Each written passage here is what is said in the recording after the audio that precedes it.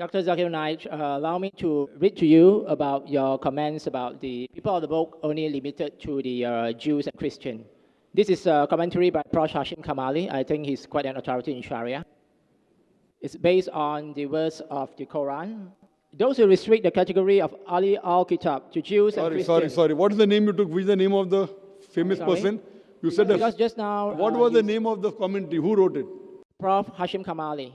Hashim Kamali. I haven't heard of him. First time I'm hearing. Yeah, please Google him. No, you said he's very famous. He's the chairman of Institute of Advanced Islamic Study in Malaysia.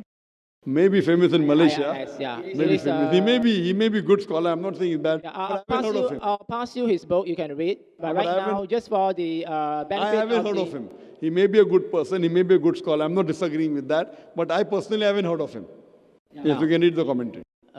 Okay, this is based on the Quran. He says that those who restrict the category of Ahl Al Kitaab to the Jews and Christians quote in authority the Quran, chapter 6, verse 156, which declares that books were revealed to two groups before, but the context where this phrase occurs actually questions rather than endorses the spirit of such limitation. Let us briefly examine the context. The verse, chapter 6, verse 156, immediately follows two other verses, one of which affirms the veracity of the Torah that contain guidance and light. The succeeding verse refers to the Quran itself as the blessed book, Kitabun Mubarakun, and an authoritative source. And then comes the verse 156. Lest you should say, bracket, think, that books were sent down to two, bracket, groups of people, bracket, only before us, and for our part we remain unacquainted with a revealed book. The tone of the discourse here is expressive. Brother, all this doesn't make a difference. I'll give the reply again to you.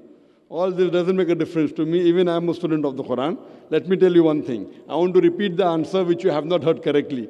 I told you by meaning Ahl Al Kitaab means people of the book. It can also mean people of the revelation. In that context, even Muslims are Ahl Al Kitaab.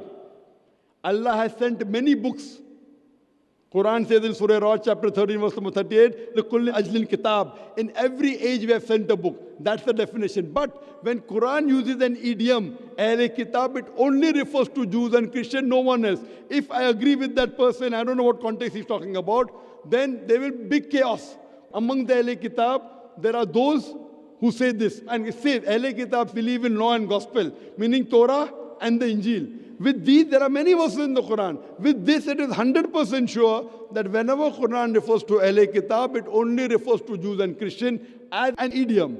Otherwise, there are many other people who are Ahl Al Kitaab. But when the Quran refers to it, and I give you the example, when Quran says, "Oh Prophet, tell your wives and the believing women," you ask me, who's the Prophet? Adam is Prophet, Noah is Prophet, Abraham is Prophet, Musa alayhi salam is Prophet, Jesus is Prophet. But when Quran says Prophet, it specifically refers to no one but Prophet Muhammad, peace be upon him. I gave you the answer, you didn't hear it.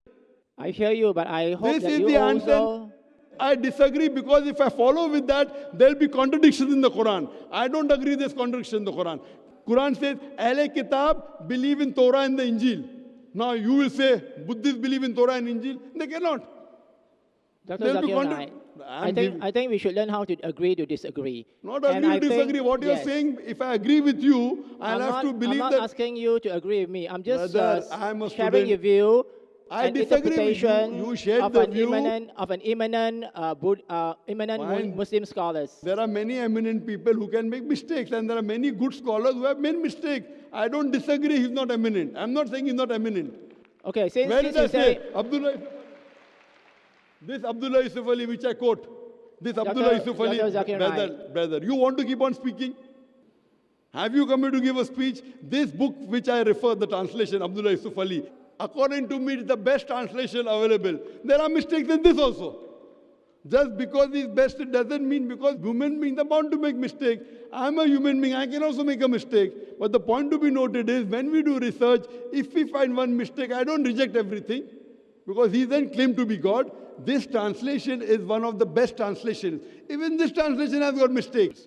So what we have to realize, that a human being cannot be perfect. So that person may be eminent, but I disagree with his interpretation. You and I disagree. So why are you coming and harping again today? I've given you reason why I disagree. What do you have to do? Okay, fine. This verse of the Quran, interpret this way. You have to counter my argument. You're not countering, you're reading from the book. Reading from the book is a waste of time for us and for everyone, because I've given you quotation from the Quran which says about Ahl Al Kitaab and refers to Jews and Christians only. It's talking about Torah. This is also from the Quran, and it states that actually you should have an open interpretation. And can I ask you a question, Dr. Zakir? Are you also a human?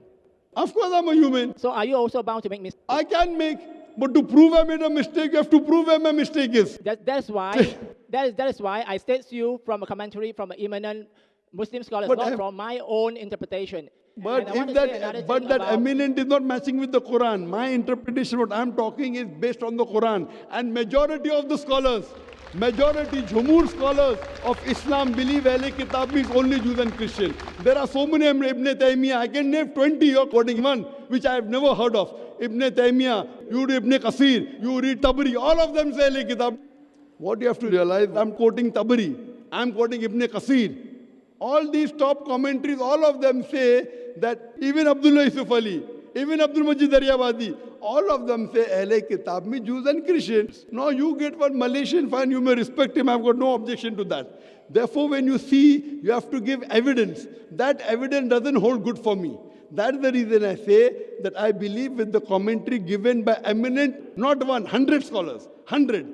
So when one is against 100, if it has proof, if it's worth considering, I consider. If it's not worth considering, I don't consider. If you want to believe in it, you have full right. No one can force you. Hope that answers the question. Wa akhir da'wana alhamdulillahi rabbil alamin.